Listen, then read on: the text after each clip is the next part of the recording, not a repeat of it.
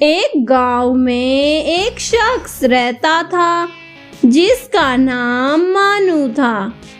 वो बहुत ही जालिम इंसान था। वो अपनी बीवी और पूरे गांव वालों पर बहुत जुल्म किया करता। एक दिन मानू एक गरीब आदमी को मार रहा होता है कि उसने मानू से अपने पैसे क्यों मांगे। तुमने उस गरीब शख्स को क्यों मारा? ऐसा ना क्या करे। आज के बाद अगर तुमने मेरे कामों में दखल दिया तो तुम्हारी खैर नहीं। तुम अपने काम से काम रखा करो, समझी तुम? अगले दिन बाजार में मानू की मुलाकात एक राजनी नामी लड़की से होती है और मानू हर रोज रात को बहुत देर से घर आने लगता है। आजकल आप रात को बहुत देर से घर आते हो, ये अच्छी बात नहीं है। मैंने तुम्हें कल भी समझाया था कि मेरे मामला से दूर रहो। तुम्हें एक बात की समझ नहीं आती। मानू एक दिन बाहर जा रहा होता है कि उसके रास्ते में एक शख्स आ जाता है। तुमने मेरे रास्ते में आने की हिम्मत कैसे की?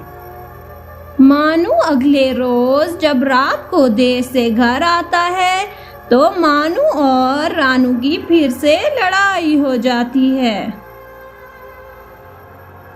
मानू रानू को घर से निकाल देता है और इस तरह मानू राजनी से शादी कर लेता है। मैं अपने ससुराल जा रही हूँ, घर में झाड़ू और बर्तन धो के रख देना।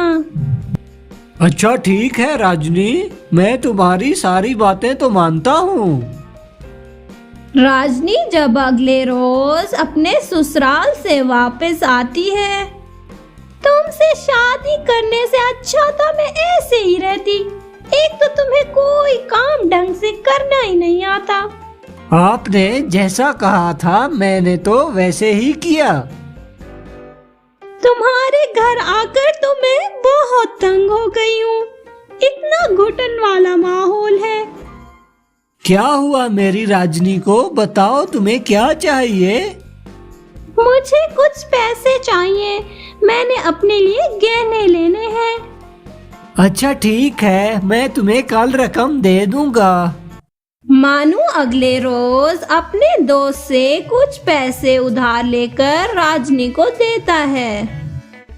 अगले रोज जब मानू घर आता है, मेरी सारी सहेलियों के नाम पर घर हैं, पर आपने तो अभी तक मेरे नाम पे घर नहीं किया। इसमें नाराज होने वाली कौन सी बात है? मैं अभी तुम्हारे नाम घर कर देता हूँ।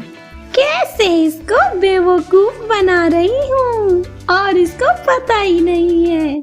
अगले रोज जब मानू घर आता है तो राजनी मानू से खूब लड़ाई करती है और उसे घर से निकाल देती है, क्योंकि मानू ने घर राजनी के नाम कर दिया होता है। अरे मानू, घर के बाहर क्यों बैठे हो? लगता है राजकुमारी ने घर से निकाल दिया है। तुम्हारे साथ तो ये सब कुछ होना ही था, क्योंकि तुमने उस मासूम रानू के साथ भी इस तरह किया था।